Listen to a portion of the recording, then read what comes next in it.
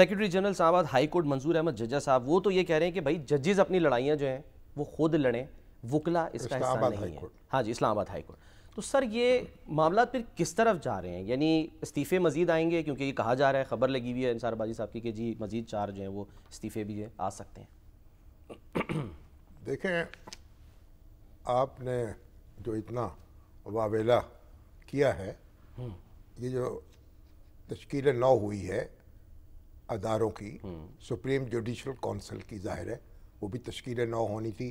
جب نئے جج آئیں گے نئے نام بھی آئیں گے. صحیح. اسی طرح سپریم جوڈیشل کونسل کی، ٹھیک ہے، اور جوڈیشل کمیشن آف پاکستان، اور یہ جو کمیٹی ہے جو کہ پریکٹس اینڈ پروسیجر کمیٹی، ہاں، جو مقدمے جو ہیں وہ مقرر کرے گی، بینچوں کا فیصلہ کرے گی. صحیح. اس میں بھی سینئر جج جو ہیں شامل ہے چیف جسٹس کے ساتھ. ٹھیک ہے. دیکھیے، ترمیم جو ہے ہو چکی ہے، آئین کا حصہ بن چکی ہے. اب وہ آئین ہے، ترمیم نہیں ہے. ٹھیک ہے. اس کے مطابق اب عمل ہوگا، اور عمل شروع ہو چکا ہے. صحیح. اب اس میں جو مشکلات ہیں، اس میں اعتراضات ہیں، وہ ظاہر ہے کہ ہو رہے ہیں. اور ایک نئی عدالت بنائی گئی ہے، جو کانسٹیٹیوشنل کورٹ، اور سپریم کورٹ جو ہے اب اس کو آئین کی تشریح کا حق حاصل نہیں ہوگا، جو پہلے دستور کے تابع سپریم کورٹ کو ہی آخری حق حاصل تھا.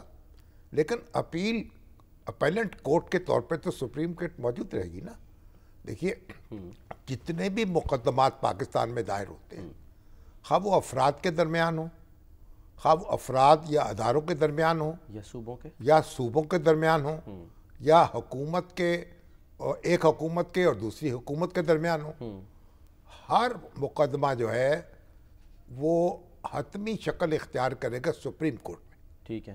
تو جب ہم یہ کہتے ہیں یہ صرف اپیل کی عدالت بن جائے گی، تو یہ کوئی معمولی بات نہیں ہے. اپیل کی عدالت یہ حتمی عدالت ہے. یہ جو جملہ ہے شامی صاحب، یہ صرف لوکل سطح پہ نہیں، یہ یعنی کہ بین الاقوامی سطح پہ بھی کہا جا رہا ہے. انٹرنیشنل کمیشن آف جیورسٹس ہے، ICJ، اس نے 27ویں ترمیم، ظاہر ہے جو اب آئین کا حصہ بن گئی ہے، فیڈرل کانسٹیٹیوشن کورٹ کی تشکیل، ججوں کی تقرری، اور جوڈیشل کمیشن آف پاکستان کی نئی ترتیب، پھر جس کا اشارہ کل آپ نے تفصیل سے دیا اور بتایا کہ ہائی کورٹ ججوں کے تبادلے اور صدر کو دیے استثناء، اس سب پر وہ کہہ رہے ہیں کہ ترمیم کے بعد یہ جو سپریم کورٹ ہے یہ صرف اپیل کا فورم رہ جائے گا. دیکھیے، اپیل دنیا کے ہر مقدمہ جو ہے پاکستان کا، ہر مقدمہ اس کا آخری فیصلہ جو ہے سپریم کورٹ نے کرنا ہے.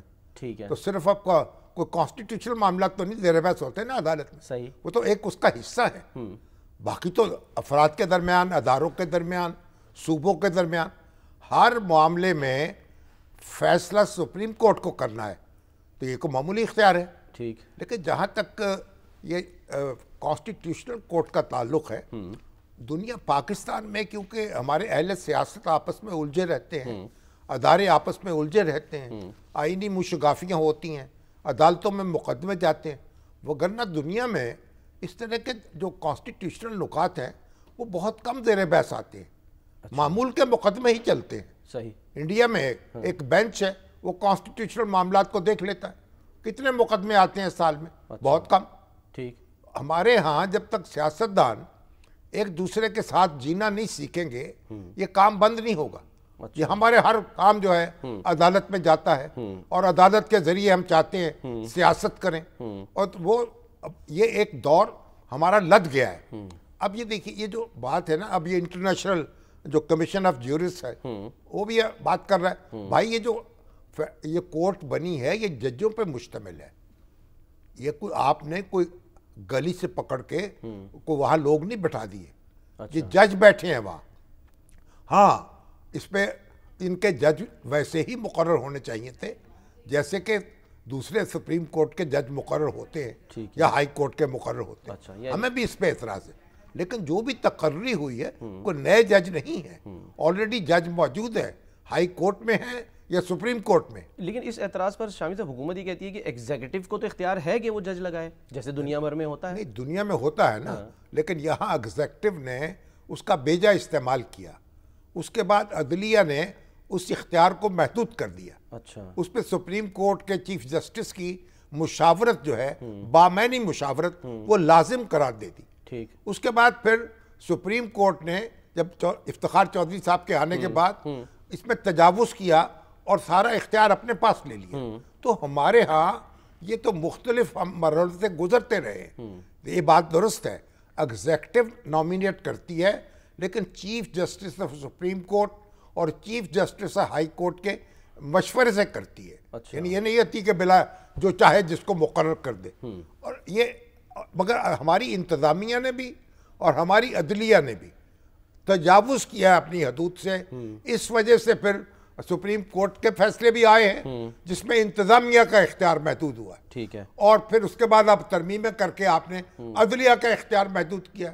اب یہ جو جوڈیشل کمیشن کے پاس وہ اختیار چلا گیا. اب اتنا بڑا فورم تقرری کے لیے کہیں نہیں بنتا جہاں اتنا بڑا فورم بنا ہے. لیکن بہرحال ایک نیا تجربہ آپ نے کر لیا. تو اب اس لیے وہ جو انٹرنیشنل کمیشن کہہ رہا ہے وہ بھائی یہ جج ہیں, یہ کوئی آپ ایسا نہیں ہے کہ کوئی وہاں میڈیا کے لوگ چلے گئے ہیں یا کوئی ارکان اسمبلی چلے گئے ہیں. ججوں نے یہ کام کرنا ہے. صحیح. پہلے بھی جج کر رہے تھے.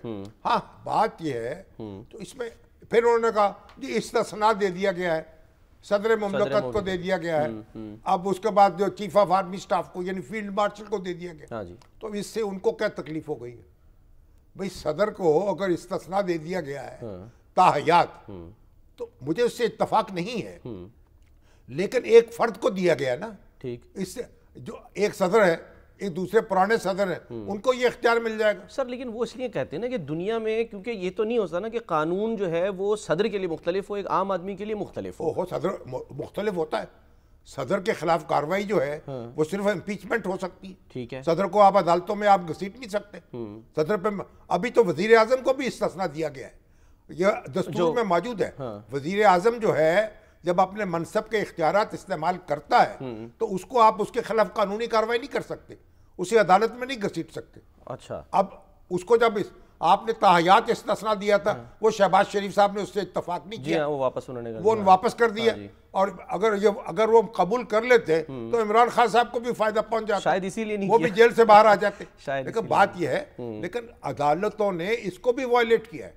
آپ وزیر اعظم کے خلاف فوجداری نوعیت کی کارروائی نہیں کر سکتے جب وہ منصب اس کے پاس ہو. اچھا. لیکن وزیر اعظم کو نوٹس جاری کیا گیا توہین عدالت کا نواز شریف صاحب کو, ان کے خلاف کارروائی کی جسٹس سجاد علی شاہ نے, اور انہوں کو وکلا نے مشورہ دیا آپ استثناء نہ مانگیں. جو استثناء ان کو دیا تھا دستور نے, انہوں نے طلب نہیں کیا. انہوں نے وہاں جا کے کہا جس طرح خلفائے راشدین پیش ہوتے تھے عدالت کے سامنے, میں بھی ان کی پیروی کرتے ہوئے عدالت کے سامنے آ گیا ہوں. حالانکہ جو ان کا یہ موقف تھا وہ دستور کے مطابق نہیں تھا. دستور کے مطابق چیف جسٹس کو یا سپریم کورٹ کو یہ اختیار حاصل نہیں تھا کہ وزیر اعظم سے کے خلاف یہ کارروائی کا آغاز کرتے یا ان کو طلب کرتے فوجداری کسی کارروائی میں. صحیح. تو اس کو وائلیٹ کیا انہوں نے. تو اس لیے ہمارے ہاں اب انہوں نے کہا کہ صدر صاحب کو تاحیات جو ہے استثناء حاصل ہوگا. تو ٹھیک ہے اگر وہ یہ کر دیتے کہ صدر صاحب کو وہی پارلیمنٹ کے ذریعے کارروائی کی جا سکے گی, پارلیمنٹ کی اجازت کے بغیر نہیں کی جا سکے گی, یہ زیادہ بہتر ہوتا. پھر فیلڈ مارشل کو استثناء دے دیا تو فیلڈ مارشل کے خلاف کسی نے کیا مقدمہ قائم کرنا. صحیح. جو فیلڈ مارشل ہے وہ تو ایک ہی فیلڈ مارشل ہے نا اس وقت, تو کوئی دوسرا تو ہے نہیں. کوئی دوسرا بھی ہو جائے تو اس میں ہمارا کیا لینا دینا, یا فیوچر میں ایڈمرل آف دی فلیٹ ہے, یا اس سے عوام کے حقوق کا کیا فرق پڑ گیا, اور یہ جو انٹرنیشنل کمیشن ہے اس کو کیا تکلیف ہو گئی. اچھا. اس سے کیا فرق پڑتا ہے. ہاں جو ایک جہاں تک تعلق ہے عدلیہ میں یعنی ٹرانسفر جو ہے, میں سب سے جو مجھے بہت نامناسب بات لگ رہی ہے وہ ہے ججوں کا, ہائی کورٹ کے ججوں کا ٹرانسفر. اچھا. اور میں نے اس پر بھی انہوں نے تنقید کی ہے. وہ تنقید آپ کے خیال میں صحیح ہے؟ بالکل صحیح ہے. یعنی یہاں اس سے عدلیہ جو ہے وہ ایک بالکل ایک آپ سمجھیے کہ ایک موم کی ناک بن کے رہ جائے گی.